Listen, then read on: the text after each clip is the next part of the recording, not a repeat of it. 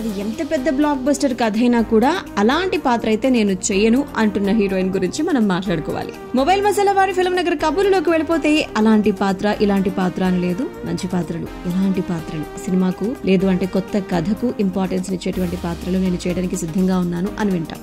కానీ తన కెరీర్ ను మార్చే అవకాశం వచ్చినా కూడా జుట్టు లేకుండా కనిపించే క్యారెక్టర్ అయితే గనక చేయను అంటుంది జాన్వీ కపూర్.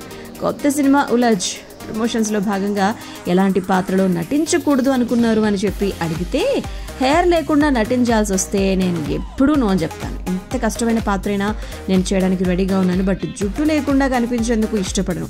ఉలజ్లోని క్యారెక్టర్ కోసం అని చెప్పి డైరెక్టర్ గారు నా హెయిర్ ను కొంచెం కట్ చేయమని చెప్పి అడిగారు. గొడవ పడిపోయాను నేను. నా తొలి సినిమా ధడక్ కోసం జుట్టు కత్తిరించుకున్నాను, ఎందుకు ఇలా చేశామని చెప్పేసి మా అమ్మగారు అరిచారు. ఏ రోల్ కోసమైనా హెయిర్ కట్ చేసుకోవద్దు అని అమ్మ చెప్పారు. నా జుట్టు అంటే అమ్మకు అంత ఇష్టం. 3 రోజులకు ఒకసారి ఆయిల్ రాసి మసాజ్ చేసేవారు. అమ్మ కారణంగానే హెయిర్ కట్ చేసుకోను అని చెప్పి జాన్వీ కపూర్ చెప్పడం జరిగిందనమాట.